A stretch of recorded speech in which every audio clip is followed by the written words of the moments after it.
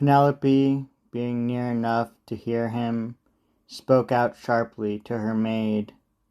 "O shameless, through and through!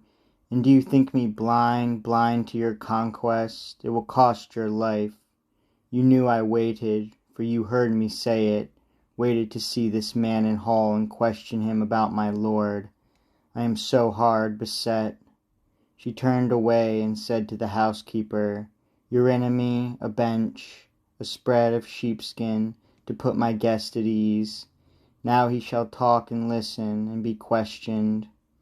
Willing hands brought a smooth bench, and dropped a fleece upon it. Here the adventurer and king sat down. Then carefully Penelope began. "Friend, let me ask you first of all, who are you? Where do you come from? Of what nation and parents were you born?" And he replied, "My lady, never a man in the wide world should have a fault to find with you. Your name has gone out under heaven like the sweet honor of some God-fearing king, who rules in equity over the strong. His black lands bear both wheat and barley, fruit trees laden bright, new lambs lambing time, and the deep sea gives great hauls of fish by his good strategy, so that his folk fare well. O my dear lady, this being so, let it suffice to ask me of other matters, not my blood, my homeland. Do not enforce me to recall my pain. My heart is sore, but I must not be found sitting in tears here in another's house. It is not well forever to be grieving. One of the maids might say, or you might think, I had got maudlin over cups of wine." And Penelope replied, "Stranger, my looks, my face, my carriage were soon lost or faded when the Achaeans crossed the sea to Troy, Odysseus my lord among the rest. If he returned, if he were here to care for me, I might be happily renowned. But grief instead heaven sent me, years of pain. Sons of the noblest families on the islands, Dulichion, Sami, wooded Zakynthus, with native Ithacans, are here to court me against my wish, and they consume this house.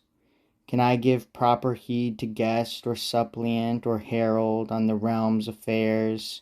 How could I, wasted with longing for Odysseus, while here they press for marriage? Ruses served my turn to draw the time out.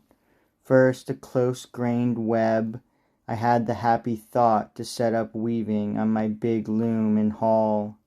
I said that day, "Young men, my suitors, now my lord is dead, let me finish my weaving before I marry. Or else my thread will have been spun in vain. It is a shroud I weave for Lord Laertes, when cold death comes to lay him on his bier. The country wives would hold me in dishonor if he, with all his fortune, lay unshrouded. I reached their hearts that way, and they agreed. So every day I wove on the great loom, but every night by torchlight I unwove it. And so for 3 years I deceived the Achaeans. But when the seasons brought a 4th year on, as long months waned, and the long days were spent, through impudent folly and the slinking maids they caught me, clambered up to me at night. I had no choice then but to finish it. And now, as matters stand at last, I have no strength left to evade a marriage, cannot find any further way. My parents urge it upon me, and my son will not stand by while they eat up his property. He comprehends it, being a man full grown, able to oversee the kind of house Zeus would endow with honor. But you too confide in me. Tell me your ancestry. You were not born of mythic oak or stone.